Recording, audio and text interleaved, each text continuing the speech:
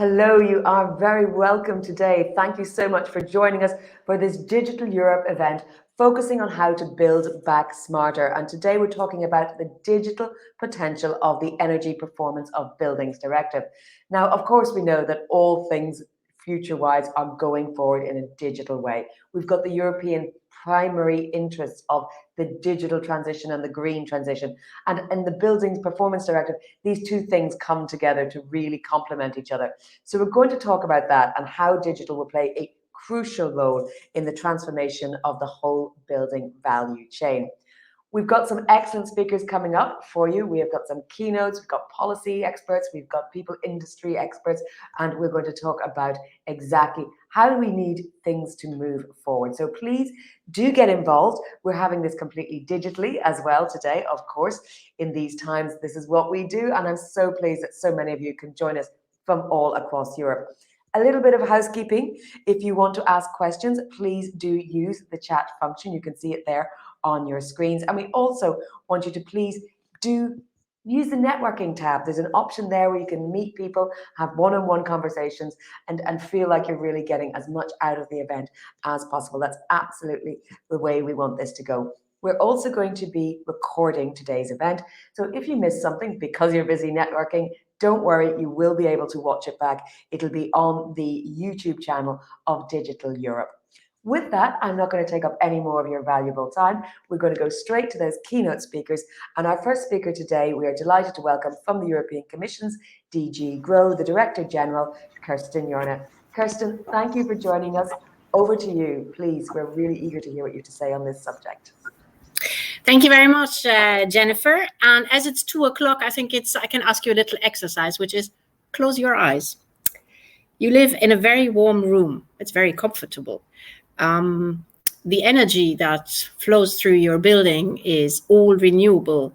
And there's a lot of energy that is actually kept in your home to heat it. You have perfect ventilation, very nice light around you. And it only takes a click to change the light, to know what energy you're consuming, and it's also very affordable where you live. You may open your eyes. That is our vision for 2050. However, there's still a long way to go there, and that's why this week actually we have a lot of discussions around buildings and how to make them smart and sustainable and comfortable and affordable for the future. It's a huge business opportunity. I'd like to underline that. We can create, according to our analysis, something like 160,000 new jobs by 2030, on the top riding the renovation wave. And that will also lead in the meantime or in the midterm to reducing the heating bill for many households, and that's a big topic as we speak today. I would like to talk today about how smart and digitally enabled buildings are good for the environment and citizens and industry, the win-win part of it. 75%, that's a staggering number, 75% of our buildings actually are not as they should be, and they're inefficient and they're in need of renovation. And what can we do about this? This is insulation, it's solar panels and heat pumps, geothermic, high-performance buildings also need smart energy management system. I would say that rather than talking about the brick and mortar business, we need to talk about the tech and mortar business in the future. The reinforcement of obligations on charging infrastructure for electric vehicles will be an additional focus in our buildings. Tech companies have good reason to be very heavily engaged in this building discussions, tech and mortar. Fit for 55 has very strong measures to accelerate the transformation of buildings. For example, every public authority will have to renovate 3% of their building floor space every year. And every member state will have to set a target for the share of renewable energy in the for the buildings, in its building stock, which would add up at EU level to something like 50%. The energy performance of buildings directive is also part of the puzzle. It includes already a number of measures to support digitalization. For example, the Smart Readiness indicator was adopted last year, and member states are starting to use it.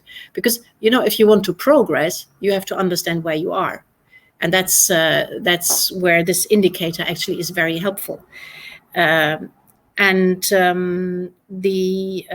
directive also includes the requirement to install building automation and control systems in buildings and ensuring that their performance while they're in use. I already mentioned the rollout of the charging infrastructure for electric vehicles. And at the moment, the review of the directive is ongoing. We were aiming at adoption at the end of this year. And whilst it's maybe still too early to have a curtain raiser here, the direction of travel is very clear. It's more efficient, more responsive, and more digital. Now, how do we get to all of this? I mean, changing the legal framework is one thing, but then, somebody has to walk the talk. And that's where we are looking to you. That's why in our industrial strategy, in the update that we presented this year, we developed the idea of transition pathways for the different ecosystems.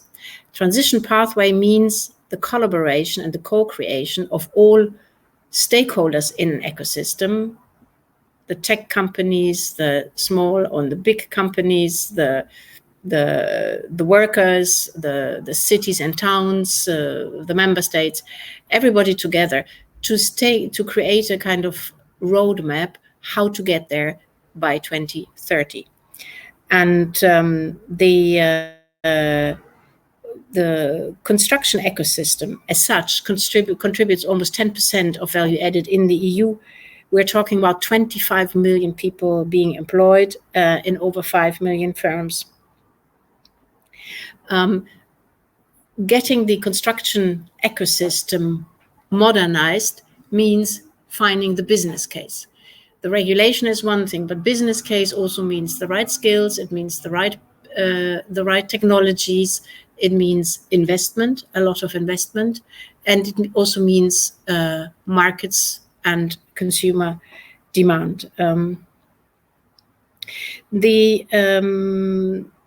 When we come to investment, there is at least 61 billion euro in the national recovery and resilience plans. And that's not money you can keep on the shelf for a very long time, because if you don't spend it, you lose it. So member states are very interested now in getting these projects going in order to be able to get the payments through the recovery and resilience funds. And that's the opportunity to come with good projects now. And there is this extra stimulus, as I already said, through the renovation wave. There's an extra stimulus in particular for public authorities, which might then entail also a kind of learning experience that then you can also roll out when it comes to commercial buildings and private buildings. And I also want to say that the Climate Social Fund has another 144 billion set aside for renovation, with a particular focus on low-income households as from 2025. So investment is not the issue, but it's really your projects. And now when it comes to the projects, that's where I see digital playing a very concrete role. For example, we've produced guidance to member states to deploy the building information modeling and digital twins to understand, to better design buildings and test the impact upfront. And we also need to track materials and energy flows across the life cycle of building. Remember, we're moving to a more circular model rather than the linear model. We've also developed a European framework for digital logbooks, to hold all the data about a given building, which is then in support also of the construction and the deconstruction and the reconstruction. All of this requires reliable, harmonized data on the products, and that takes us to the next piece of legislation, which is part of the puzzle, which is the Construction Products Regulation. We all know that, how should I put it mildly, it could work better. So that's what we're working on now. And it's also true that it doesn't really include the current legislation, any sustainability requirements. So we need a framework for companies to offer, technologies to come in, companies to offer these new products, and investors to come in as well. And there are other digital innovations which we will have to look at, like automated construction techniques, digital permits, and digital compliance checks, which again requires collaboration with the member states themselves. I already mentioned the point about skilled workers, because, for example, today, if we look forward, there's a lot for design in the building. So you don't have to design the building to be there and fulfill its functions. You also have to think in the design immediately about what happens when the building is deconstructed, what happens to the materials, and how do I use the new materials and their specifications in these new type of buildings. So, for example, everything around the design and the assessment of these new materials, there are new job opportunities. We've supported the member states and the sector by suggesting a pact for skills, also for the construction ecosystem, because it's sure that these new jobs people will not learn at school. And in all the ecosystems we observe it, actually, it's a case for lifelong learning. And somebody has to organize that lifelong learning. Somebody has to look at the needs for future skills on this current skill set. And then there's also investment, of course, necessary to go about these training. We have one example on the batteries, just to say that, where we have a battery academy that trains people in cooperation with the member states in battery technologies. These are ideas one could also pick up for other ecosystems. Of course, it costs money as well and investment, but I would say investing it in the workers of tomorrow is a very good investment. Pathway means co-creation, working with you, and this is what we're really looking to you for, working with us on this, working with other stakeholders in the ecosystem, and I hope I can count on you, and I hope that after the discussions today, you are even more motivated to be part of it. Thank you very much. Thank you very much, Kirsten, for setting that out in so much detail. Can I ask you just a very quick follow-up question regarding standardization? We know that to get to the digital and the green transitions, we're going to need to have standardization, and the existing European standardization strategy, does it need developed? Do we need more funding? Do we need more experts?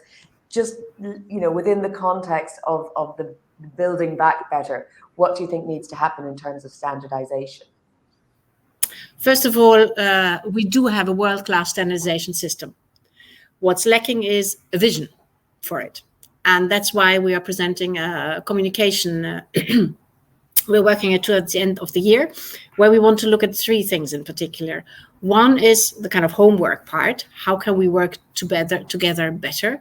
And that's a question also about the experts. And we need to attract experts to be part of standardization, also coming from SMEs, and we need to support that maybe in a better way. So that's the homework part. The second part is prioritization, because today it's a bottom-up system. But if we look at innovation cycles, and if we look at the green and digital transition kind of headline, then some standards are more important than others. Interconnectivity standards are super important, because without them, the energy efficiency will not be possible, for example. And but there are also other standards on new materials, on hydrogen, for example. We have to prioritize and work together on delivering those. And the third point really is about the international importance, because the European standardization system is very active, involved in international standard setting. It's better to have international standards to have bigger markets as well for our products, in particular where we are leading on the clean tech, for example.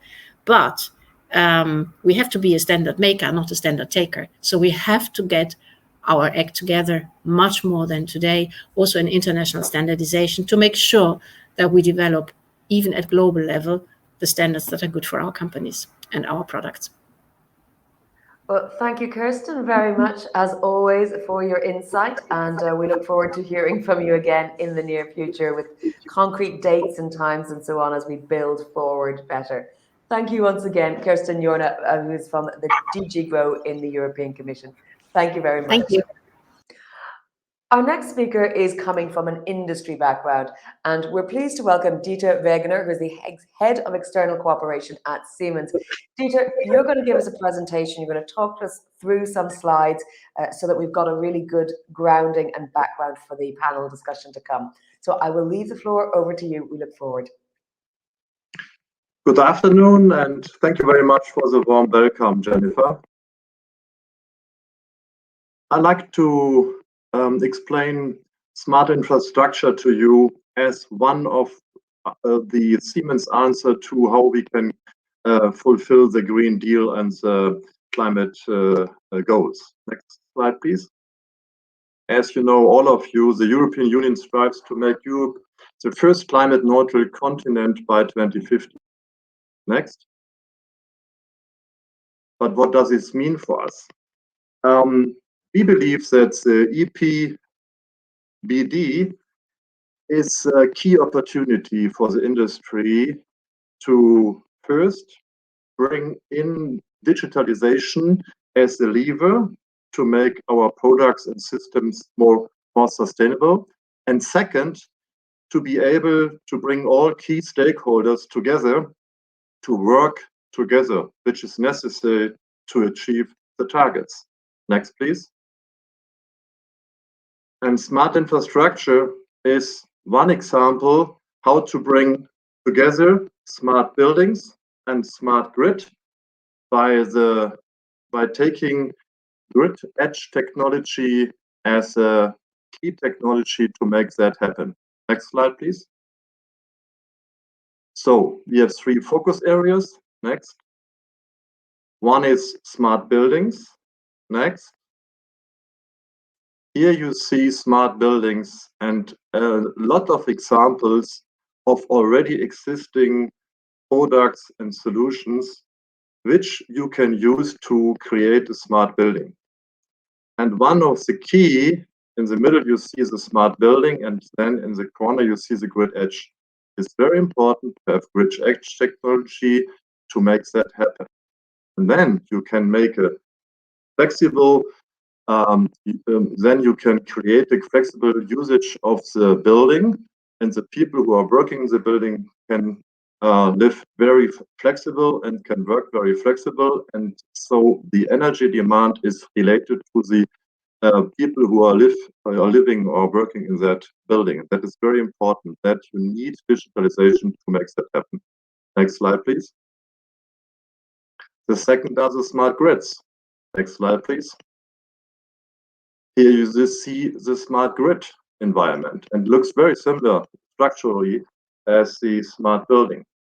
And here it is very important to bring in all the energy sources and to handle them, to manage them, that they can bring in their energy to the consumers in the smart grids when they are needed. And that is not easy to do, especially you have to fulfill some physical boundary conditions, which we can't change by political means. So digitalization is a lever to do this. Next slide, please. And the technology is a grid edge. Next slide, please. Here you see it again. You see all the consumers and the producers of energy. And the grid edge is a technology which enables you to bring the operational technology devices and the systems you are seeing around this box which are connected to the smart grids and which are connected to the smart buildings. And it's very important to, next slide please, to create an ecosystem across energy supply and buildings. Only with the help of the ecosystem you bring the customers and the users and the to use this new technology, there must be a win-win for them. Next slide, please. And from a technical viewpoint, and to be able to make this technology happen in the real world, you have to fulfill some requirements, technical requirements, which are given here on the left-hand side for the energy supply. That means the technology must be reliable, efficient, and sustainability. And on the right-hand side, the requirements for buildings, they must be adaptable and flexible, human-centric, of course, and energy efficient and sustainable. Next slide, please. And that you can do with, next slide, please, with the grid edge, which gives you the technology which combines things, the energy supply side and the energy demand side, and to make, next slide, please, this happen that you combine all the prosumers on the energy supply side with the consumers on the energy demand side. And this in a way that you can reduce the energy consumption of the whole system and also to offer a reliable and customer-centric solution to all the people who are living in this system. Thank you very much. Thank you, Dieter. That was a whistle-stop tour through some of the great cutting-edge technologies that you're talking about. And we're really pleased that we've got this now as a great example to rely on for our conversation coming up. I will remind again all our attendees that you can use the discussion tab on your screen. Thank you, Dieter. I will let you go now. And we are going to have a short intervention now from MEP Sean Kelly. We've heard from the Commission, we've heard from Siemens. Let's now hear what the thoughts are coming from the European Parliament. Good day, everybody. As rapporteur for the implementation report on the Energy Performance of Buildings Directive, it has been made abundantly clear to me that reaching our climate targets without decarbonising our living and working spaces is impossible. Buildings are responsible for 36% of greenhouse gas emissions and 40% of the energy consumption in the EU. Buildings are indispensable for reaching the EU's carbon neutrality, energy efficiency and renewable energy objectives. In today's Europe, 75% of buildings are not energy efficient. Yes, 75%, 3/4, mostly because of the buildings in use today were constructed before the current requirements were put in place. Overall, the key finding of the report, and I think the main takeaway, is that the submitted long-term renovation strategies taken in aggregate will not be enough to achieve 2050 climate neutrality, even with full compliance. Member States have in general broadly respected the requirements of the EPBD. However, the level of detail provided and ambition varies considerably from one member state to another. This is not good enough. It is therefore clear to me that the provisions of Article 2A of the EPBD, which determines the requirements for long-term renovation strategies, must be strengthened if Europe is to deliver on its commitments to citizens. Although we have seen improvements, there is a significant unexploited energy efficiency potential in buildings renovation. This is notably due to suboptimal transposition, lack of adequate funding, and other barriers.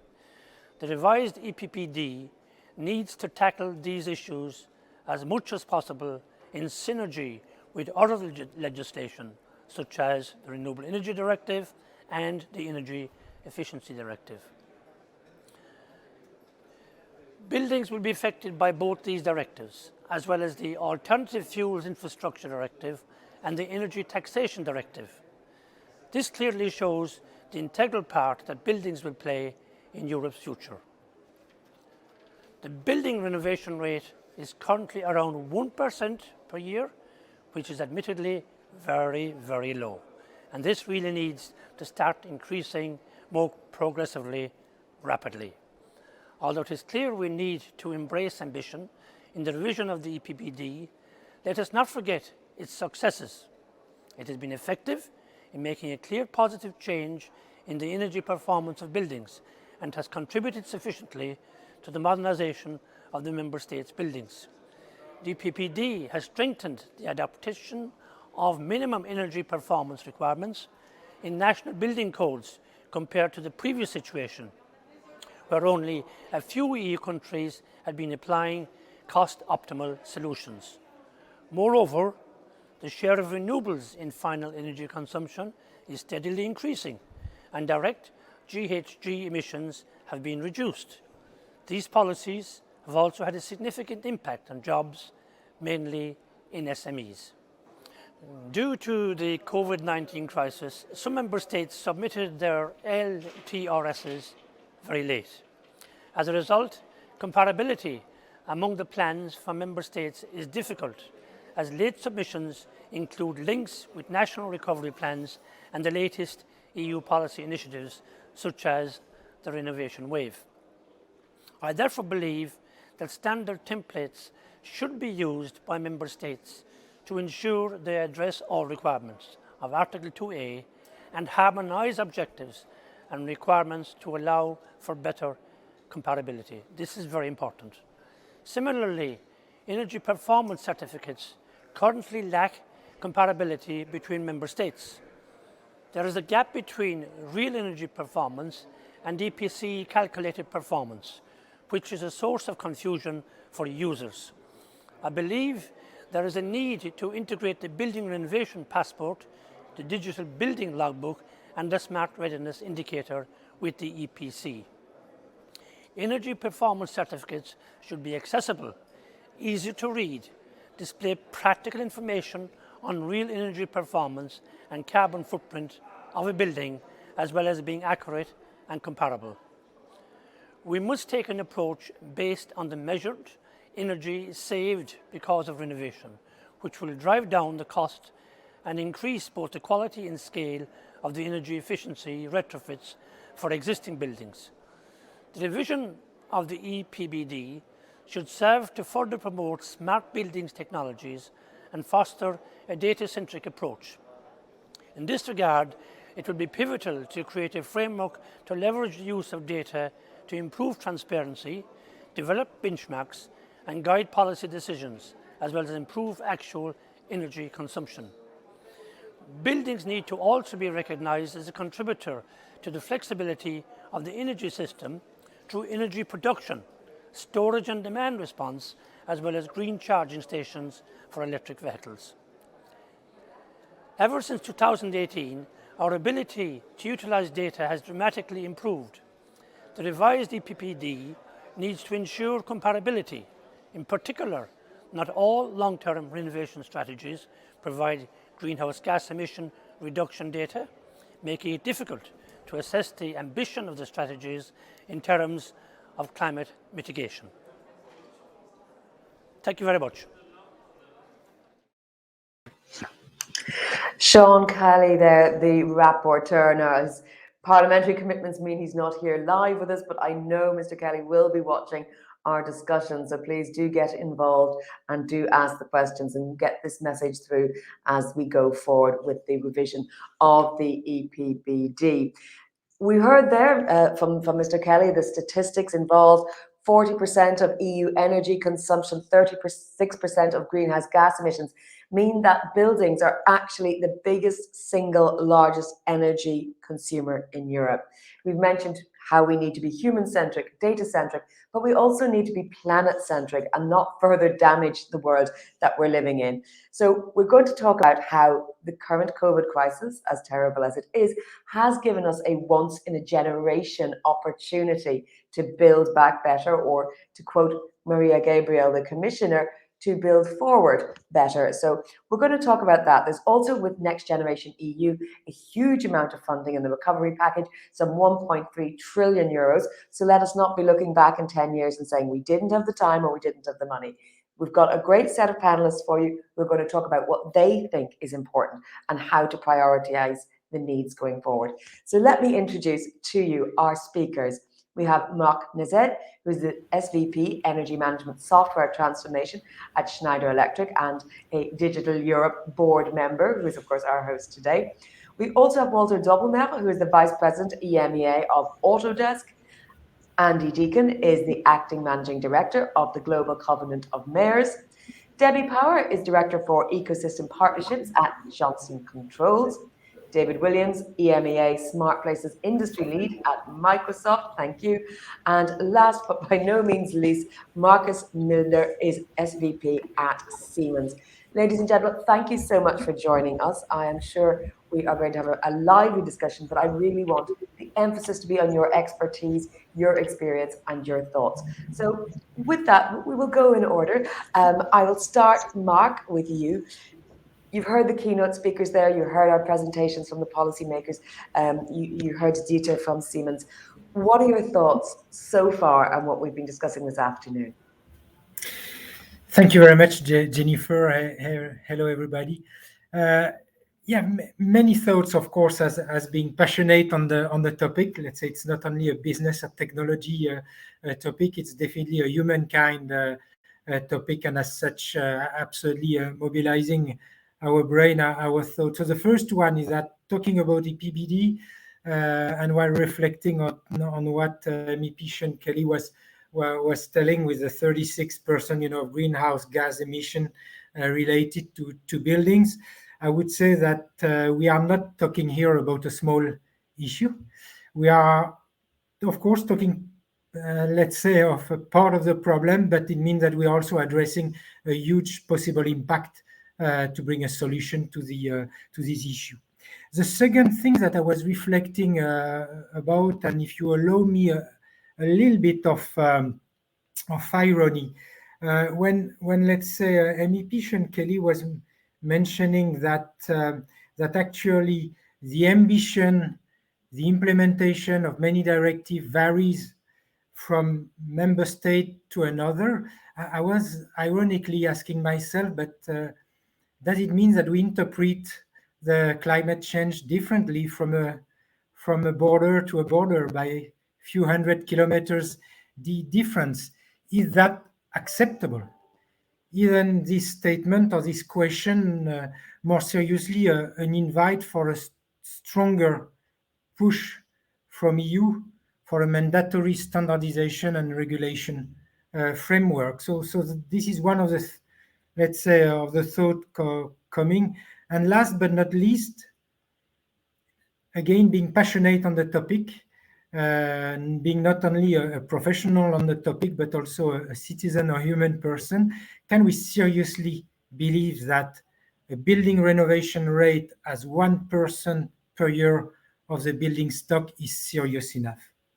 Can we collectively say here on that call that we believe it's the right way to address the topic? So I would say, yes, we need on one hand standardization regulation, but we need also a different sense of urgency. And that's coming from the different keynotes. I think we need to drive different behaviors collectively in a systemic approach. So those were my first thoughts, Jennifer, on what I heard. Thank you very much, Marc.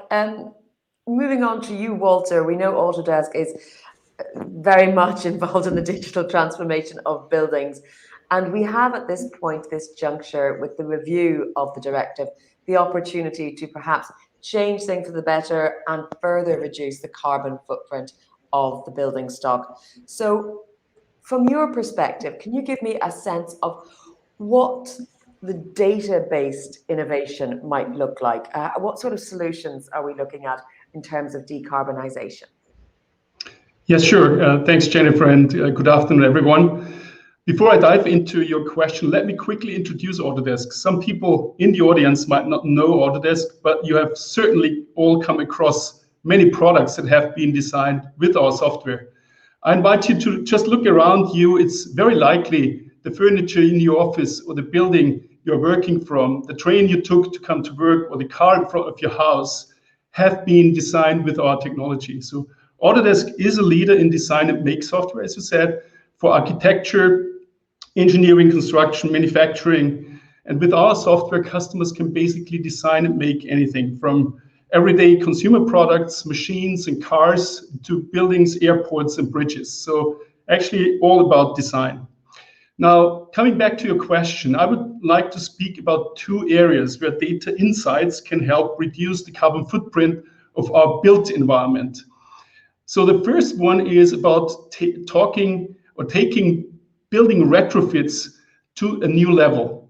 Renovating the existing building stock to make it more energy efficient is a huge challenge in Europe. And we've just heard from Kirsten and Jean Kelly that 75% of the built environment needs to be renovated. So how to do that? There is the good news. 3D digital design technologies such as building information modeling can be used not only for new buildings, but also for renovation of the existing building stock. To meet the goals described in the Energy Performance of Building Directive, one key requirement is to have digital building models or BIM models of our buildings. For new buildings, that's more or less the standard anyway. Now, what about the existing building stock? What information do we have when we want to renovate or repurpose buildings? These are key questions, as renovation creates a massive carbon footprint as well. Now, the way to tackle this challenge is to digitize the old building stock. Autodesk provides the software tools for that purpose, and this includes software for capturing existing structures like buildings in 3D models, and then enriching these models with information about used materials, recyclability, etc. Let me give you two real-life examples to make that a bit more tangible.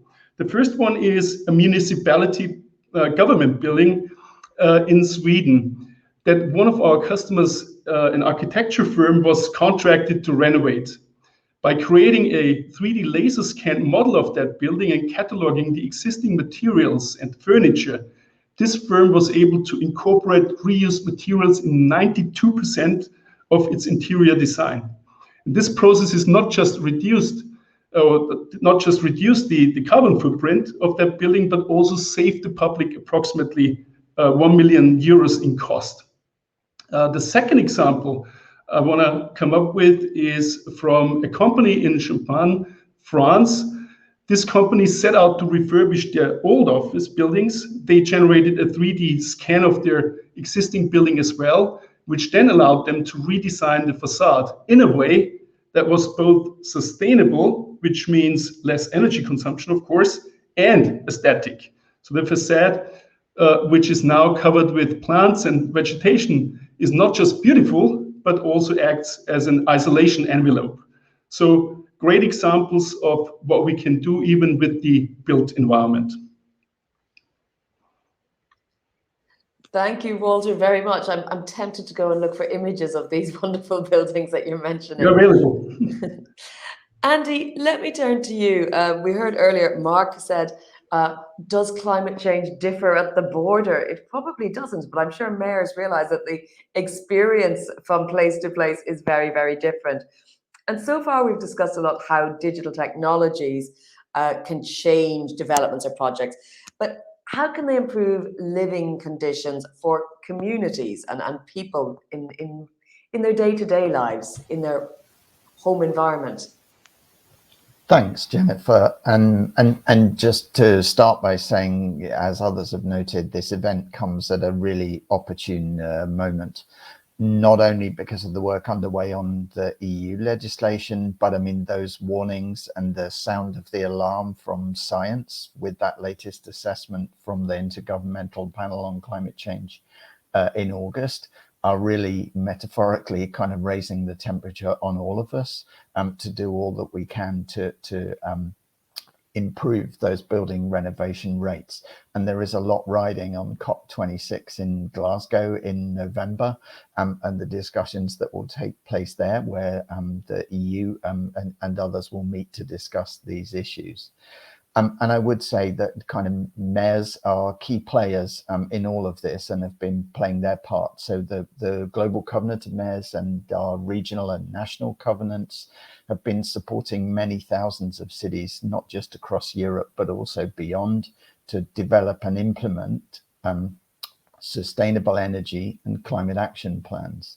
And energy efficiency, building standards and codes, and indeed standards and design for new build come through strongly as themes in those action plans, pretty much wherever you are. You noted those statistics about the proportion of energy use that's attributed to end use in buildings, and that would be the case pretty much wherever you were.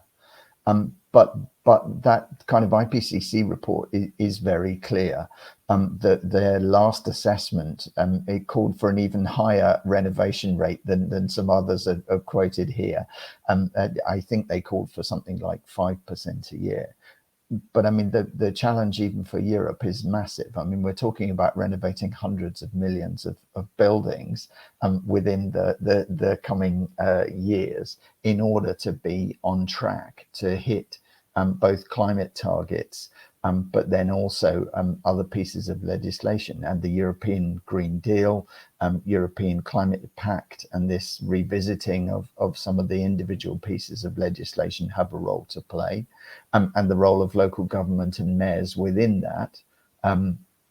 It needs to become stronger, and we need to build on this action planning that's been underway.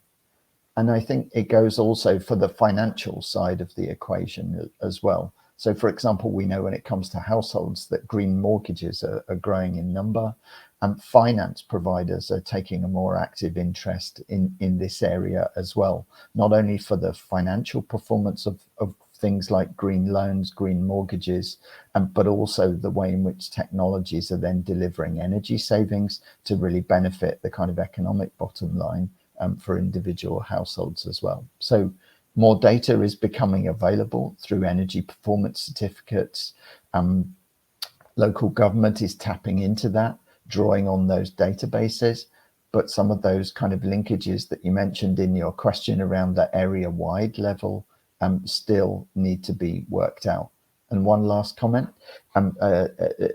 just on that. So just yesterday, the series of new EU missions were launched, including a new mission on climate neutral and smart cities. And there is a new mission platform that's being established to provide kind of technical, financial, and other advice and assistance to cities as part of that.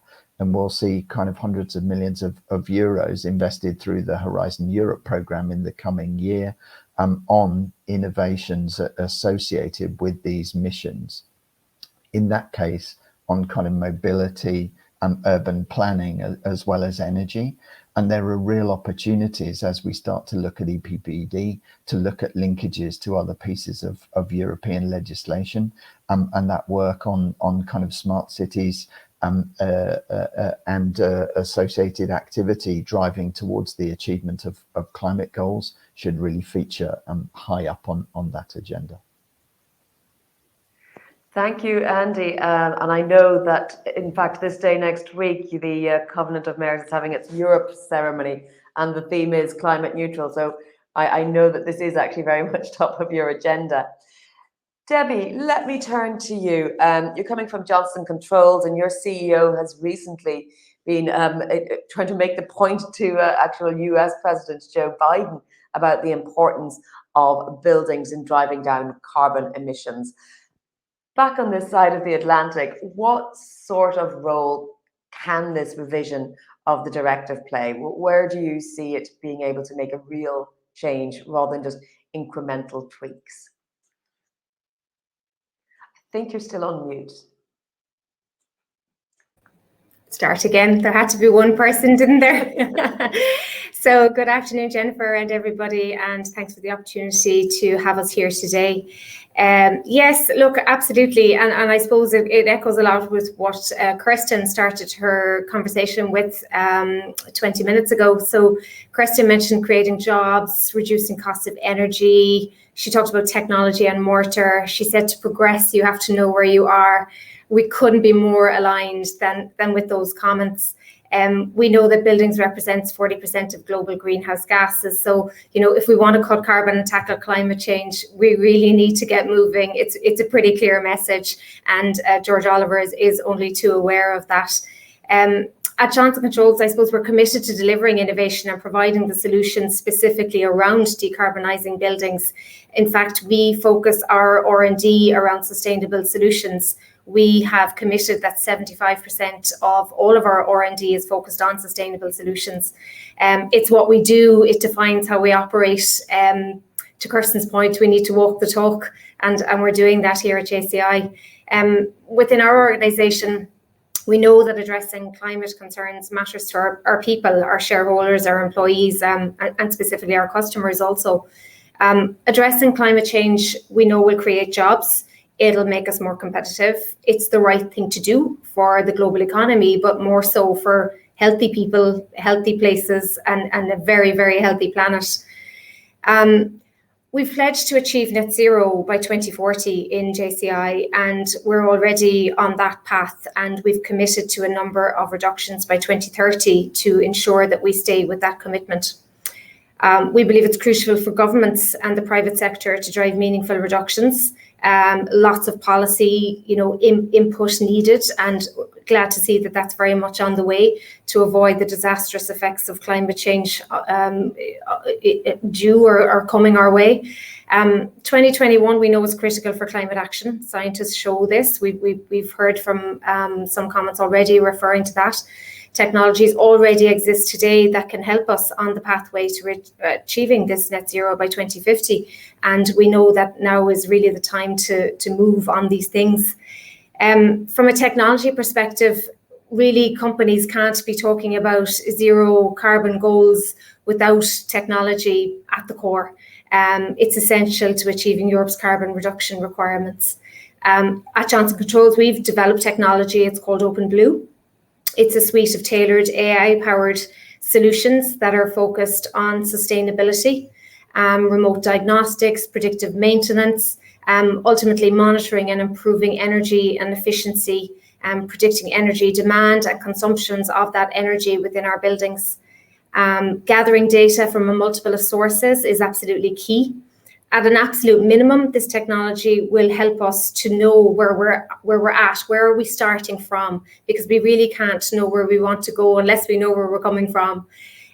All of this data is stored and gathered and stored in the cloud. And I see David Williams here from Microsoft up next. And we have our data stored in the Azure cloud. So delighted to be working with Microsoft. But using advanced analytics and AI, we then can identify energy savings and emissions across a building's estate. So all of these systems, including digital twins, will move us forward and get us to where we want to go on that pathway to reducing our net zero and to have cost savings, to increase tenant satisfaction and to really ensure comfort of all of our occupants. But above all, energy savings and a reduced carbon footprint is absolutely key. From a policy perspective, I suppose common to all is partnerships, and we need to work with government around everything that we do across all of the states. We know that trillions are needed, trillions in investment are absolutely needed to help us invest in carbon cutting technologies. Government action can really accelerate private sector investment in carbon emitting areas such as buildings, industry, infrastructure. It can also bring greater accuracy and transparency to corporate emissions data. I think the unprecedented availability of funding through the EU and national recovery programs really gives the political and financial backing that's needed nowadays to get us to where we want to go. JCI are fully supporting the European Green Deal and the European Union's objective around GHGs. Heating and cooling is another major area. 75% of the energy used for heating and cooling is still generated from fossil fuels, and obviously that needs to be looked at. I guess to provide for healthy futures, indoor environmental quality standards, considering digital solutions, certainly need to be established, and MEP Sean Kelly referenced that in his speech earlier. I think the last thing I'd probably like to say is all of this is essential, but I suppose on top of it all is our people. And we noticed at JCI that our millennials are certainly demanding a change, driving the conversation. I call them the sophisticated buyer. They will demand that we all step up in industry. And we see this firsthand ourselves amongst our own employees and our own visitors. And from a buildings perspective, our people really want to feel safe and secure in their environments. And they want this safety and security delivered in a very sustainable way. They demand it really. And we as leaders in industry must do the right thing for our people and for our places, but most of all, certainly for our planet. Thank you, Debbie. Well said. We're going to go next to David from Microsoft. David, I'm going to ask you to talk about digital twins. Now, Digital Europe has had a whole event just specifically talking about digital twins in the past. So I want to hear how they can help us achieve sustainability goals, not just about all the other great things and the other potential uses, but really focus in on those sustainability goals. Yeah, I think it's important, by the way, thanks for inviting me onto the panel. I think it's important really to appreciate that, of course, a lot of the discussions around digital twins are not new. There's been digital twins around, I see Walter here from Autodesk, there's been digital twins around for years. But what's really changed is that digital technology companies such as ourselves and Johnson Controls and Siemens and Schneider Electric are actually now offering a possibility to our customers and to our partners to actually realistically create digital twins that are affordable and are actually a practical option for you if you're responsible for owning or operating or in fact being in a building. Now, how this affects sustainability is it's absolutely key to understand where digital twins sits, because in isolation, a digital twin really isn't much use to you. What it is useful is when you start bringing the data from a building using the Internet of Things technologies, which is very important to make sure that's secure and that the data is removed securely, it's stored securely. So technology advances around that. Technology advances around the public cloud, around the availability of the kind of scale of data and the ability of anyone to now build very complicated technical solutions that previously could only be run and organized by very large corporate organizations.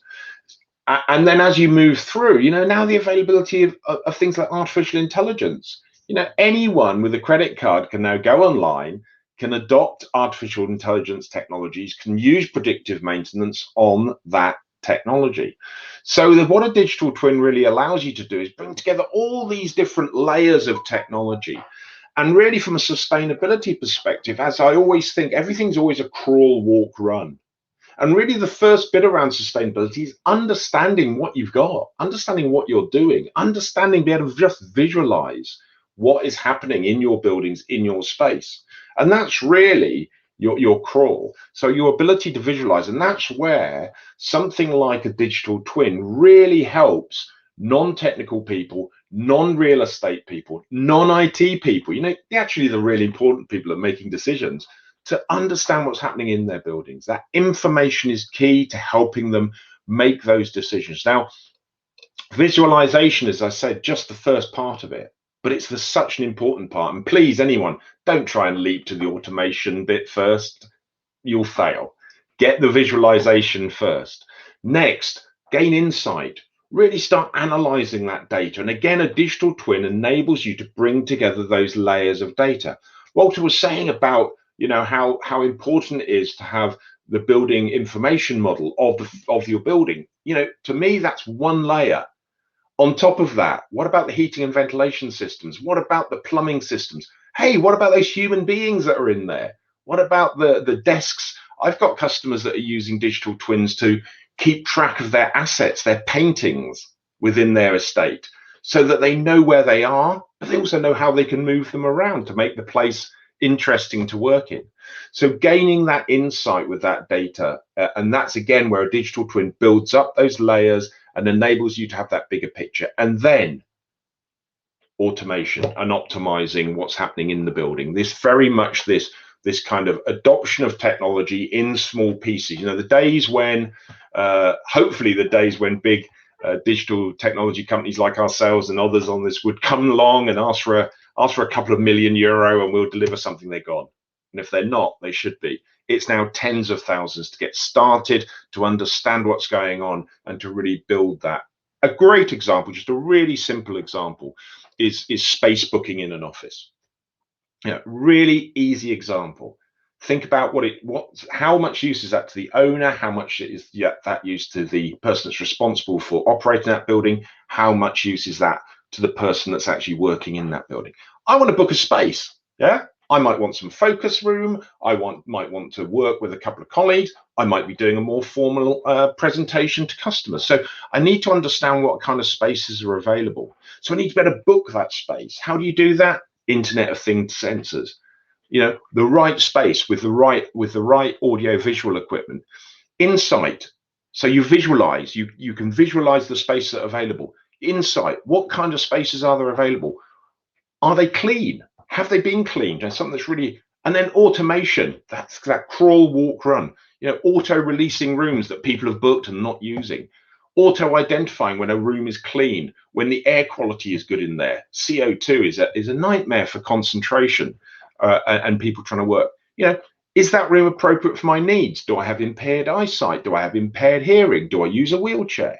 All this kind of thing that knows about me, so that when I'm booking a room, it optimizes and automates my decision making so that I can just get on with my job, and the space that I'm working in it is actually supporting what I do. And that's what a digital twin allows you to do. Thank you, David. And some of those points you're making, of course, with the current pandemic, very important to ensure compliance with rules and so on. Although I'm not sure saying non-IT people are the important people is what we want to hear today. Don't tell us that. Finally, Marcus, you're the last speaker, so you face the challenge of not repeating everything everyone else has said. And of course, we heard from Dieter earlier about Siemens solutions. So what have you heard so far that you think resonates most, that bears repeating, shall we say? Yeah, thanks, Jennifer. And probably a few thoughts to add on what the other panelists said. First thing, if I look on the Green Deal and these ambitious plans, I think that's all going in the right direction. Interesting point will be how we put policies, instruments, and then also even more important standards on it to make that happen. And that includes also, if you look at the company on it, also business models, how we make it from a business side happen so that everybody is participating and driving that, not only participating, but driving that. So that probably thought on the general programs. Second, we talked a lot about digitalization and digital twins. Our view on it is, I mean, first of all, if we look on that building industry, it's probably one of the most challenging and most interesting one, because it's also the last digitalized one. So we're looking on infrastructure, which is, if I compare it with the manufacturing world, which has just been constructed or which is a little bit electrified, which is sometimes automated, very rarely really digitalized. So we're having infrastructure in all different areas of electrification, automation, digitalization. And as David was saying, then there's another element to that. If you talk about a building 5.0, probably it has to be also human-centric, because the people who are using it, they're interested in finding a room and getting to a meeting and having a most comfortable situation there. So there's very different aspects to it, and that's where we say, well, digitalization is an enabler to solve some of these aspects, and but it has to be used in the right way. And if we talk about digital twins, it's always used a little bit as a word to cover everything. I would like to think in digital twins, on the one side, well, we need a digital product twin, That's the first thing of all the things which go into a construction. But then we need also a digital twin of the construction phase, which some of the companies here are working on, and then for sure on the operation of the building. So, and the integration of all of that, making that effort once and having it integrated, that's really when we talk about that digitalization is enabling our industry to a more efficient one, and making buildings also, or getting to buildings the potential of being more sustainable.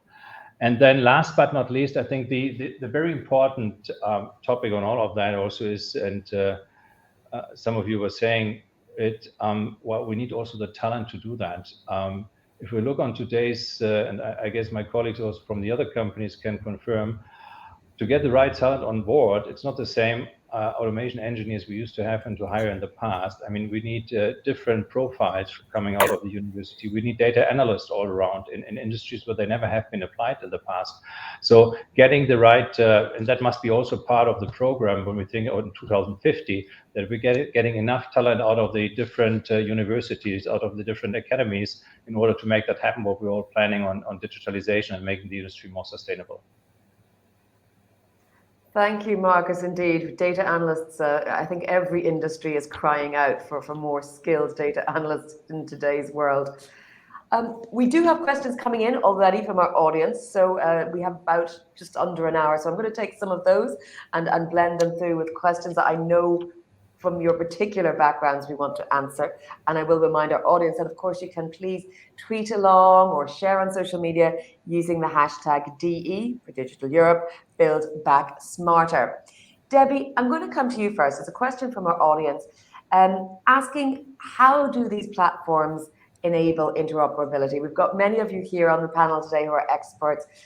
So, for example, how can data from the JCI platform be exchanged or integrated with data from the Siemens platform?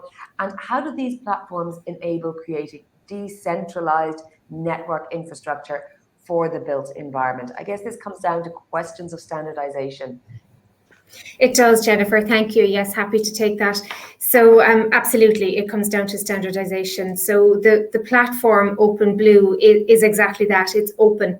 Blue is the JCI legacy, but open is relation to the standards. So it's really around communication protocols. And I'm not a technical person either, but as long as we can communicate with an application coming through or connectivity methodology coming through to our platform, then yes, we can operate with other systems and applications. So as long as the communication protocol is an open standard protocol, then we can connect to that. So I think the question was specifically around us, for example, connecting to a Siemens piece of infrastructure.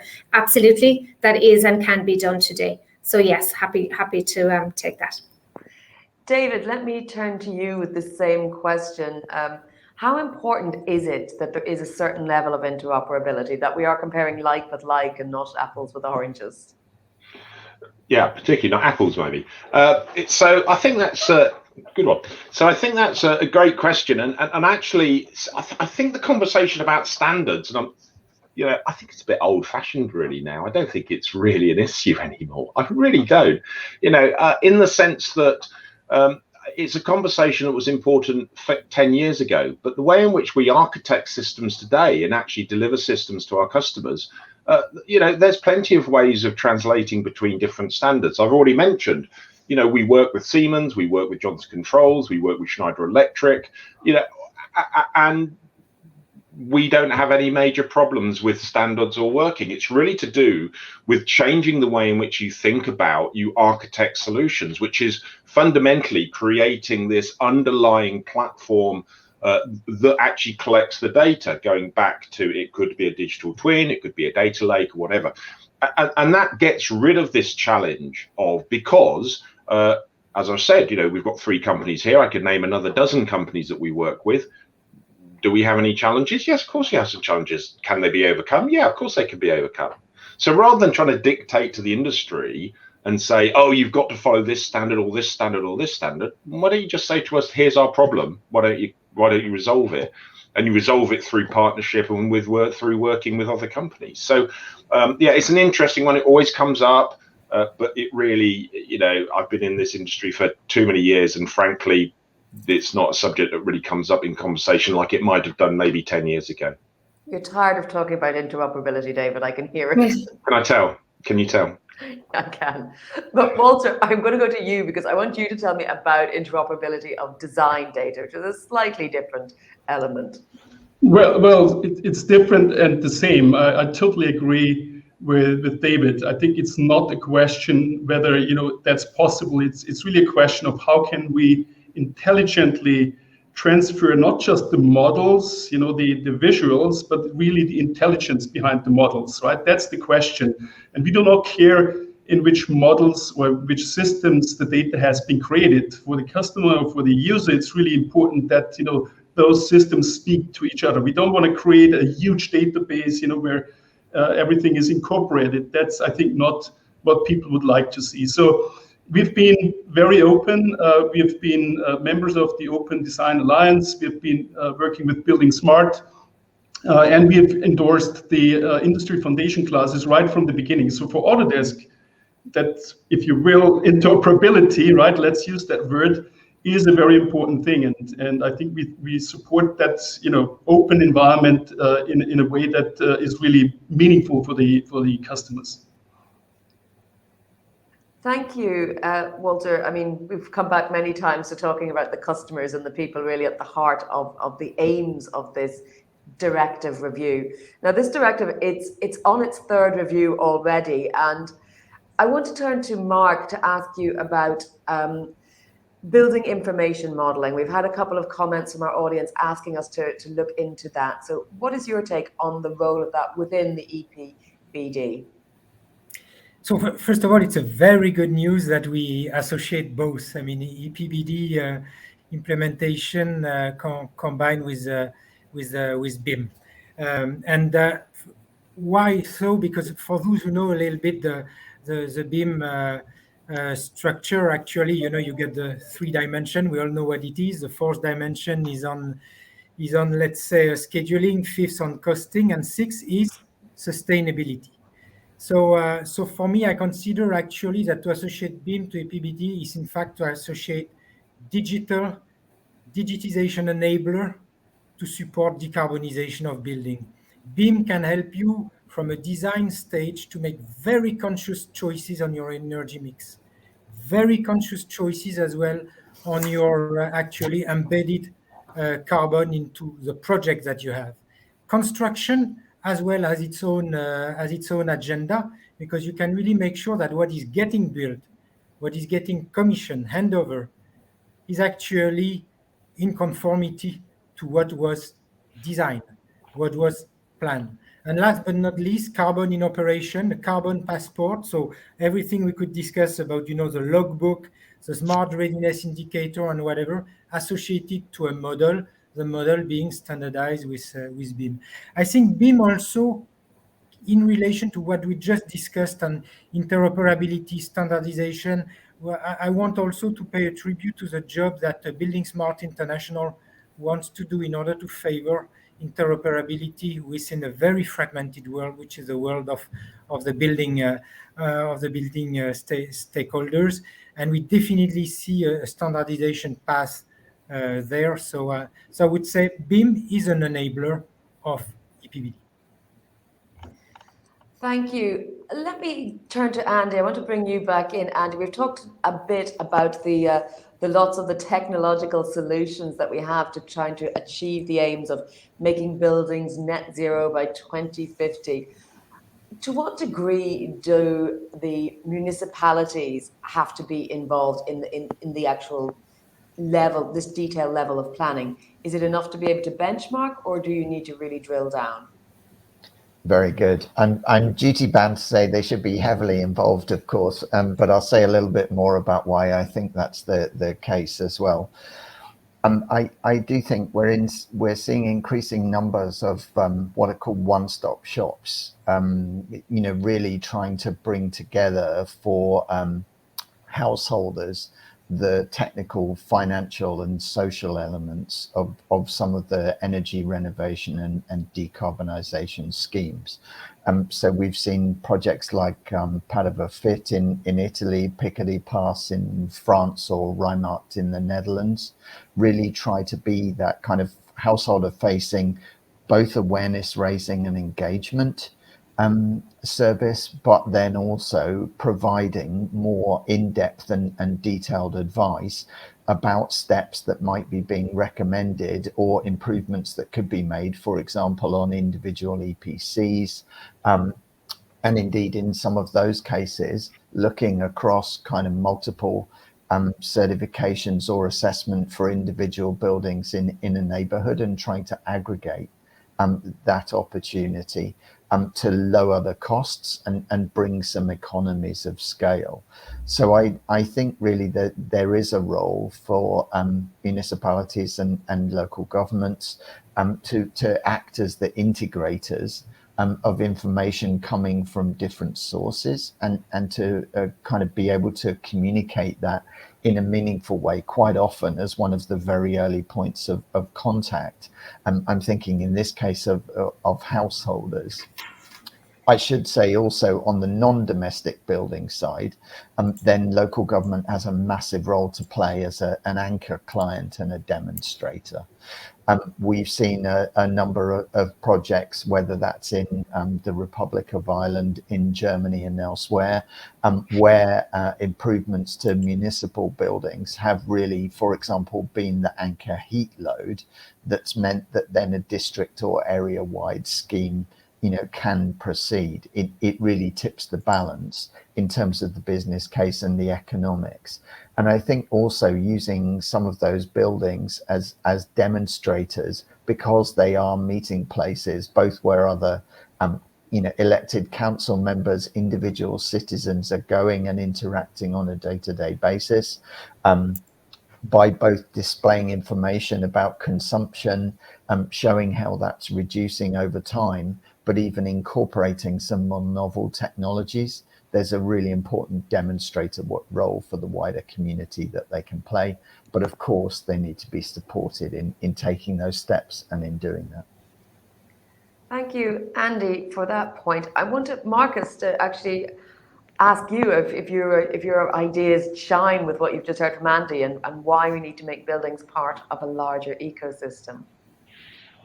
Well, Jennifer, I think first of all, buildings are part of a larger ecosystem, so it's not that we're making them part of it. A question would be how we're letting them more intelligent participate in larger ecosystems and better interface with larger ecosystems. And why do we have to do so? I mean, if you look on a building in the past, it's kind of, well, you could optimize the building in itself and trying to make it most energy efficient and possible, which is a good way to do and to save energy. But the building today and even more in the future, well, they're interfacing a lot, they're interfering a lot with, for example, the grid, the electrical grid. So where in the past the building was a consumer of energy, basically, now it's a producer of energy, as you know. It's a storage unit. It's becoming all at the same time, a producer, a consumer, and a storage unit. You want to optimize that, and now you have 100,000 millions of these participants, and they're interfering with the smart grid, for example, or with the grid, which is already to a certain degree smart. We're also helping utility companies to make that smart. But that integration, and I think Dieter was talking about that in his presentation, that integration of the building, becoming that part of the grid, coming to the grid edge and being an active participant, that's what we have to make possible. And that's again where when we talk about digitalization, that's where it plays a role, because you're interfering between two different systems and you're doing that by data. That's the way you want to do that and how you're doing that. And that's why they are part of a larger ecosystem, but they have to become a more intelligent part of larger ecosystem. Thank you. David, if I may come to you, we've talked about a lot of the targets that we're setting here at EU level, but I'm wondering how you benchmark these. What sort of metrics need to be considered, and is there a question of having to prioritize one over the other? What, when you're specifically thinking about what you know, you've got a carbon reduction target, you've got a net zero target, you've got an energy efficiency target. You know, you've got a lot of moving pieces, effectively what I'm saying. Where would you advise the starting point to be in terms of building the metrics? Yeah, I mean, not surprisingly, I'm going to say energy reductions, because it's to be honest, the technology is very robust now. The return on investment is very clear. We've already heard from earlier on, you know, about the high percentages of energy that are actually used in our building. It's kind of, to use a cliche, it's one of the lowest hanging fruit. It really is. You know, and it's in everyone's interest to do it. You know, let's be honest. There's not all businesses are quite as, how can I put this? Maybe not quite as aggressive as Microsoft have been around setting ourselves very ambitious and aggressive targets around sustainability and carbon reduction. But having said that, you know, that's the first thing we did. You know, 10 years ago, we brought in processes into our Redmond campus of 125 buildings, where we saw reductions in energy consumption of over 30% over that period of time. So not only were clearly our financial directors very happy seeing, but actually it started us very clearly on that route. Now, there's many other areas that you can focus on. I don't claim to be an expert on sustainability. There probably is on this call, but certainly, you know, speaking to my customers and looking at what we're doing internally, certainly, you know, using technology, using predictive maintenance, back to what I was saying before, that crawl, walk, run, you know, understanding, let's think about it. In your own home, what's the first thing that we've kind of done? We've got ourselves smart meters. What's a smart meter? It's nothing. It's just a thing that tells you how much energy you're using. But it gets people thinking about it. It gets people thinking, oh, bloomin' heck, maybe I shouldn't use a tumble dryer when the sun's out because my dial's moving around. And it's exactly the same in the commercial world. If you start letting people see what their consumption are, particularly if they've got more than one building, creating benchmarks across their buildings, then that's the first step. The next step is, how do you then start analyzing that data and doing more complex things? And then finally, how do you start automating the process? So I would always suggest that you start with energy reductions. Walter, I see you nodding there. Do you want to add to that? Yes, you know, I had to smile because you know what David just said is a very nice segue to what I am totally convinced of, and this is, we need to make also carbon visible, tangible. In other words, tracking and avoiding embodied carbon. And as we know, the carbon footprint of the building doesn't start in the operational phase, right? We're talking only about operations, but much earlier in the design and construction process, in which the embodied carbon is defined by the choices that engineers make about the material they use, right? And again, there's good news that today we can use digital technologies to measure and track embodied carbon. This allows the construction professionals and the building owners to make informed decisions, informed choices regarding the material to be used during the building and renovation. And one great example of such a tool is the Embodied Carbon Calculator, or EC3, developed by an international consortium of companies, including Skanska.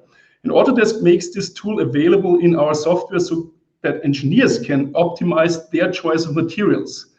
And I had to smile because this calculator had its sort of baptism of fire in a huge 230,000 square meter Microsoft campus redesign, for which Microsoft had set ambitious goals, as David just mentioned, to reduce its carbon footprint.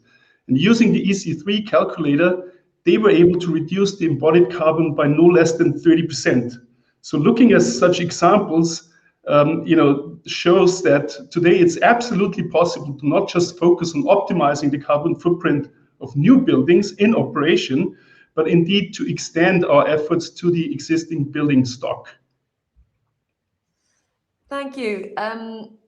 I think, I mean, 100% agree. It's very straightforward. In a way, it's almost common sense what you're thinking, but I do know that the tools required to get us there are a little bit more sophisticated. Debbie, let me bring you in. Do you think with the tools we're talking about I mean, they're the right ones for what we have now, but if we're going to have a new, reviewed, revised directive, are they still going to be able to help us deliver on those targets? Absolutely, they certainly are, and I completely echo David's point about focusing on energy reductions for a number of reasons, really. But I suppose in the shorter term, reducing energy reductions is going to loosen up finance. Obviously, with the idea then that finance can be reinvested into improved and new technologies being deployed in buildings. But I think I think around the standards and the EPCs that are currently being introduced into the EPBD, there's so many acronyms, that these need to absolutely promote the highest standards. But I think they need to very much consider the latest technologies, what is available now and how can these technologies be brought into those standards, whether it's minimum energy performance standards, focused around that efficient building and looking, I suppose, future focused and looking towards the future. Thank you. Mark, do you feel that this revised version of the EPBD, I have to say it slowly because it's a bit of a tongue twister. Do you think that the goals of the newest version are ambitious enough? Let's say it's a very good question, and first of all, I think that EPBD alone cannot solve the issue. Okay, so the answer is absolutely systemic. So it can take its share to the solution, but the goal and the means to reach the goal for climate change mitigation are definitely much larger than that. And I think I would have two pieces of reflection on that. The first one, in telling it's systemic, it means each of us here in the call, each companies, each person in the audience can reflect on how much our own companies are doing on that journey.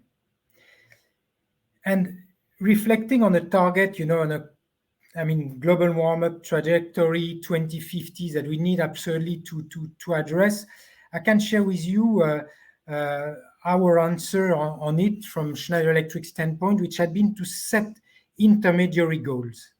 And we really believe into those intermediary milestones. If we want to reach a 2030 or 2050 goals, we need to be very clear. Each of us, each company, each organization, public, private, on what's going to be our contribution.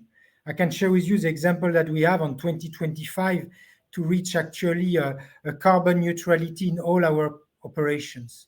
2030 net zero in all our operations. 2040 end-to-end carbon neutrality in our complete value chain. It means as well, let's say, the occurred carbon footprint of our hardware in a lifetime cycle. And last but not least, 2050, a net zero carbon on the entire supply chain. It means that we're going to force our suppliers to be compliant with that goal. So when it's systemic, we say that yes, there is technology. Yes, there is a need for standards and mandates, but there is also the fact that each company, and in our case, as a European company, we really take responsibility. It's part of our purpose, part of our mission to make sure that we are complying to those goals. So that's, I would say, to answer your question, I would say definitely EPBD alone is not enough, but we know it. We know it. It's a mean, and we all have to do our job. Well, thank you, Mark. And as you say, it's not acting alone, although that is the focus of our discussion today. We have a question from the audience, but just also raising a comment about the smart readiness indicator, which has been developed by the European Commission as an additional but optional tool to assess whether a building can be, I suppose, almost future-proofed and what sort of specs it's got in terms of building forward. I'm wondering whether any of you would like to talk about how that is used within your environment. David, do you think that these extra tools, as sort of set out by the Commission are useful, or is it better to let the BIM marketplace drive innovation? I think it has to be a combination of both. You know, as providing the political leadership and providing that across Europe. I think it's very important to make these statements. I think it's very important to provide guidance and to indicators and etc. But at the same time, I think it's important to realize that the limitations of that, and really echoing what Mark was saying to a degree, you know, that it's absolutely right that the European Union should make these statements. Absolutely right, they should be taking the lead. Absolutely right that where possible they should be making, you know, legislative changes where it is forcing some companies who maybe aren't as forward-looking to actually make those changes. But at the same time, let's be honest, the real drive is going to come from the industries themselves. And I think it was Walter who said, you know, about bringing technology into the construction and the built environment is a wonderful challenge that we've set ourselves, and I suspect we've all set ourselves on this panel. And I think one of the ways that we can do that is actually looking at how digital technology is used in other industries. And I think, again, it might have been Walter who said about manufacturing. I wasn't quite sure, I can't remember, about manufacturing, about the adoption of digital twins and other digital technologies that are far advanced. And why? Because there's a commercial pressure and they've had a commercial benefit from doing so. And one of the benefits and one of the advantages of a company the size of Microsoft and other companies here is we work across all those industries. So when we see best practice in one industry, we really do make it our role to try and see how that can be used in other industries. And so I think it is that partnership between political bodies, between the EU, between individual countries, governments, and digital technology companies that ultimately will drive things forward. And I think that's probably an area that we could do better at.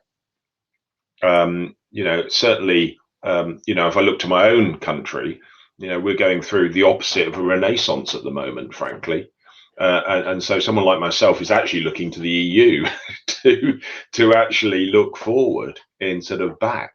But that relationship between industry and between bodies is so key, and it mustn't be confrontational. It's got to be together, and we've got to, you know, there's no point one of us trying to lead without really making sure we're engaged with the other. Thank you. And for those of us in Brussels and Digital Europe as well, very happy to hear that you think Europe is potentially a leader in this. Marcus, let me also ask a similar sort of question to you. Obviously, digital technology companies are some of the biggest innovators globally. And, you know, there's a real passion for change and innovation and driving new ideas.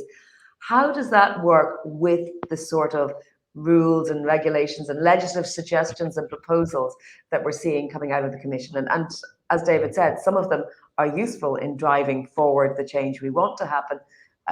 But how do they work together? Look, also based on what David just was mentioning, I guess,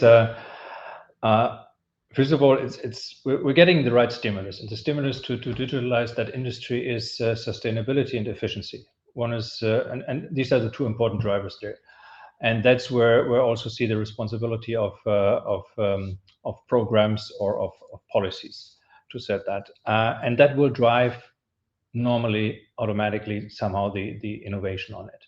And if you look to get back to that example of manufacturing, if you look on the manufacturing industry, well, the stimulus of getting it more efficient, of getting it more cost efficient, but also energy efficient, was driving what was done there. And in the manufacturing side, we're creating a product, we're making a product twin in the R&D world, then we're designing the production line and we're building it. And all of that is integrated. And it was driven by the right stimulus. coming from an efficiency point of view, and that's what we are talking also here. I mean, we need, and we're getting the stimulus, we're getting the goal, if you want so, on sustainable, on efficiency. And then what is the task of our industries is to really make it happen in terms of innovation and integration of the different toolings. And we have toolings already. I mean, it's not that we're talking about nothing here. I mean, all of the companies here present, as well as Siemens, we're providing, we're good in building automation control systems. So that can be applied and is being applied. Interoperability probably is something where we all have to get a little bit better, and that's what we're all working on. But then on twins, on building twins, on construction twins, that's where we're all aiming to, and making the best use out of the data we are simulating there and integrating there. So coming back to your question, I think on the one side, the targets, the stimulus for it, that's what we're looking at when we're looking on the programs and the European Commission and what is rolled out. Innovation and tooling is something which should be done by the parties participating who can do it best, and that's what I think is coming from the industry and where we can do the right innovations there. Thank you, Marcus. Andy, let me ask you, we've talked a little bit there about the sort of the top-down EU level driven regulations and rules. At what point do municipalities set their own benchmarks? Do they either can be within the framework more or less ambitious? Thanks. I mean, I think it varies enormously according to the exact piece of legislation. There are requirements within the previous version of the energy performance of buildings directives, for example, on major renovations, and the role of local authorities there in both kind of driving and overseeing those.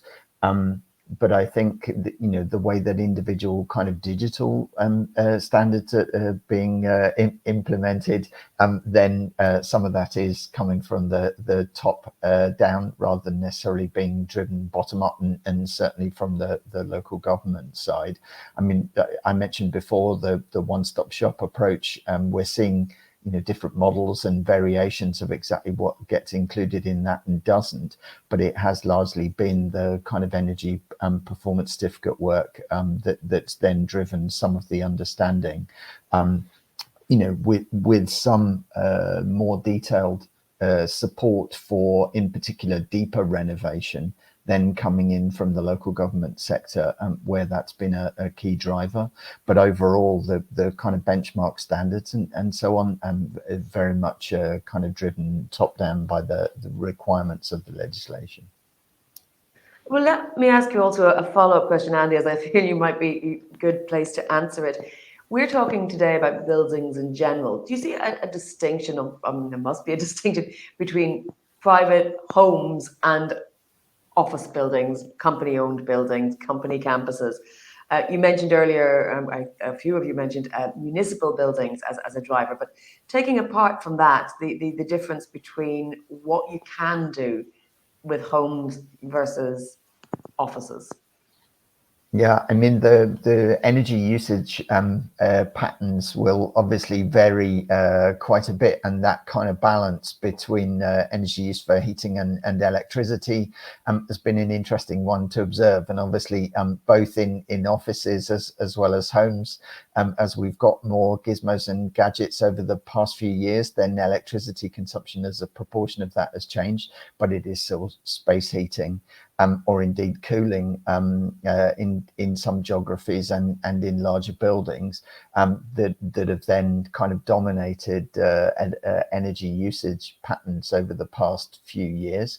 And so I think building that understanding of the different loads, the fuel sources that are then being used to deliver against those, is exactly what's been driving some of that municipal climate action planning that I described a little while ago. So, you know, really, the role of using real world data to understand actual energy consumption from different fuel sources, and then using that to kind of plan renovation actions, and indeed the role of building management systems and so on going forward will be important. Smart meters got to mention earlier, and it was previously involved in some work with the Energy Saving Trust in the UK that kind of says that people like them, and the point was made that, you know, they love looking at and understanding the way that energy consumption is changing in real time, but that effect only lasts for a little while in the household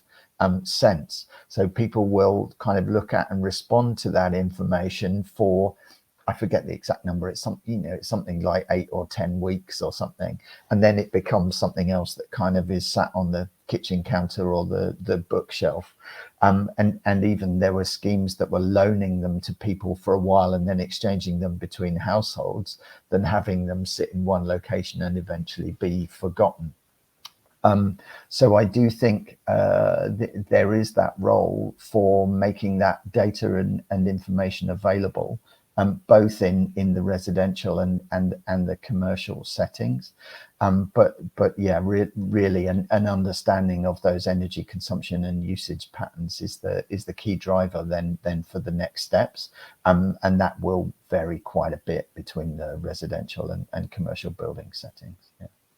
Thanks, Andy. In fact, Mark has messaged me to say residential is 185 kilowatt hours per meter squared and commercial is 286. So a big discrepancy. It's probably a bit too soon, but I wonder whether the pandemic and the change in living and working habits may have an impact on that. We have a question from our audience, which I think probably is useful to bring in now, is how do you give an incentive for building owners to create digital twins if it's not yet leading to a premium in the building value? So what is needed, David, to encourage that?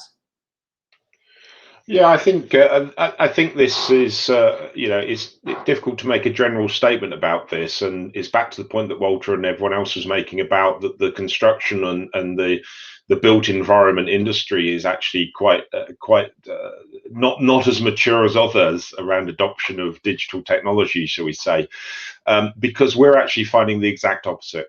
Working with a number of companies, just my own personal experience is that is indeed the exact opposite, whereby companies I work with that own many hundreds, if not thousands of buildings, are finding that actually having a digital twin in a particular building is increasing its value when it's sold on, for one. Two, it's making it a more attractive location for rental purposes. And when you look at the pressures that are happening in our big cities because of the adoption of hybrid working, let's be honest, a lot of big building owners are very, very nervous at the moment about their futures. And frankly, they're scrabbling around for any differentiator that's going to help them keep their buildings full or fuller, and we're getting a lot of contacts from companies in the bigger cities across Europe, Paris, London, Frankfurt, Munich, etc., that are actually saying, we've got to do something to make our buildings more attractive. And when we turn around and say, well, we can help, for example, show to your employees or to your visitors that your building is safe and healthy through things such as controlling access so that it's not as full as it was, changing the allocations of space so that there's more distancing, being able to show someone that the space that they're just booking or walking into has just been cleaned, or if it's a big campus, wayfinding so that you're moving around in this. That is seen as a premium and makes it more attractive. And one of the ways in which you can do that is through a digital twin. Well, I think you've made a great case there, but I have another question from an audience member. Mark, Why is the construction industry so far behind on the digitalization of its sector? And what are the measures in place to motivate SMEs in particular to invest in digital tools? I think David has actually made a case quite well, but I'd like to hear your thoughts on the construction sector in general. Is it as far behind as our audience member suggests? Yeah, I mean, definitely it's one, I mean, on one side, you could think it's one of the least digitized in industry. On the other side, you can think it's a wonderful opportunity, especially in line with the topic we are discussing today, the EPBD. So first of all, I think we all need to recognize that construction is a highly fragmented world. So you are not in an industrial world where usually the industrial company operating, I don't know, its bottling line or its a process line is the owner, the operator, the data is real time on one place, on one site, and so on and so forth. If you take buildings actually and construction, you get a very fragmented setup of general contractor, any kind of specialty contractors, and so on and so forth. So it did not make the let's say the path easy towards digitalization. What is changing now? What is creating a case for change? And we saw it at Schneider while acquiring the construction management cloud platform from Germany called RIB. Actually, what we noticed is that point one, cloud and mobility capabilities will help to work off-site, on-site, and to create new cases between actually complex fragmented setup of contractors. So definitely document management, change orders, traceability of any kind of subcontractors will be much easier thanks to technology. Second is going to be the standard, and this is why we believe a lot in the EPBD, also on a side effect of pushing the product environmental footprint, the product environmental profile to be standardized. That will help a lot the construction industry to come together, to have one data framework, to be able to consolidate. Do you do HVAC? Do you do electrical? Do you do civil work or whatever? And have one way to consolidate the carbon footprint as built.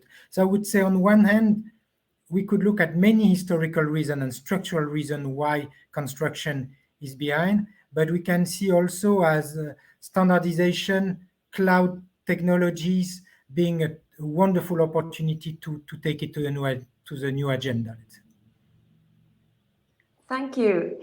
Debbie, I have a question from our audience member, just pointing out that with any, in fact, EU directive, different member states implement it differently. So the question is, how can the private sector contribute to adherence to the EPDB in member states? Thank you, Jennifer.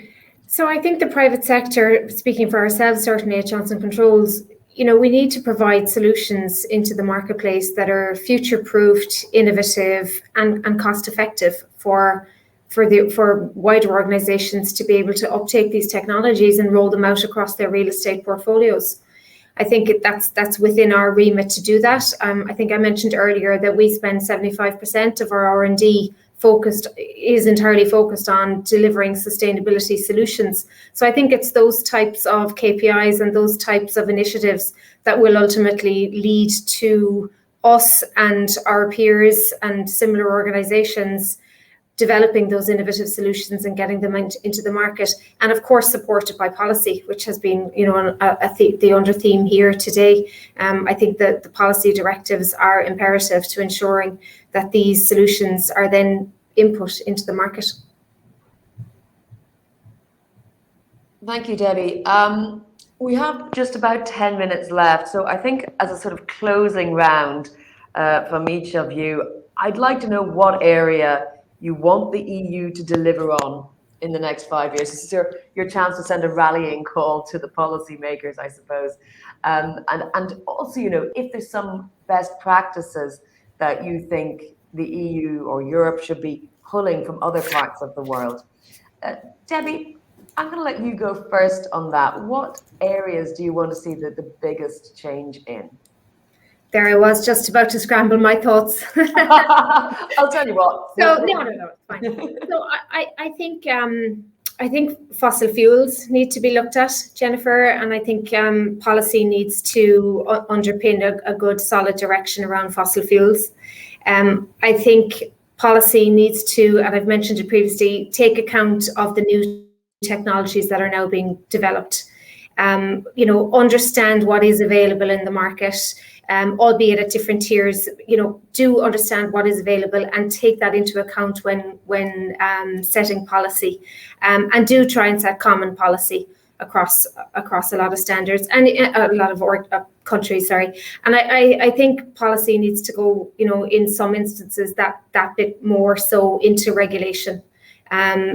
Giving policy guidelines is great, and it's one thing, of course, but ultimately we have seen in the past in other industries where regulation really will push an uptake of the use of new technologies, and I think that is key.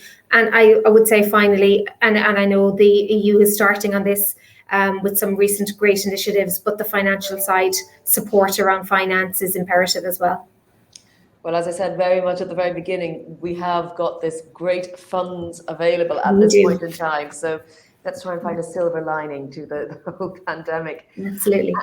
Andy, Debbie's there saying that she would like to see some proper horizontally across the whole of the EU rules. You've also got to take into account that those rules need to be flexible enough for different areas, do you not? So what would you like to see? Thank you. I was actually going to come to the kind of funding and support point, and to your comment just now in terms of how it being an opportune moment. You might remember there was some analysis last year by the International Energy Agency that when it comes to talking about green recovery funds, it's one thing, but in terms of how they're actually being implemented, then rather a lot of the funding was going towards things that weren't green. That was a global analysis rather than a regional one. I think there is a massive opportunity to link European recovery funding to the renovation wave. And basically my plea was going to be to make the renovation wave as kind of large and as rapid as we possibly could, and really to use all of the tools that are there in the toolbox, the use of digital, the availability of finance, and that kind of convening power in our case of local governments, then just to really link those different policies together, but to drive or force a large wave. Thank you. Indeed, a Hakusaki-sized wave, I think we want.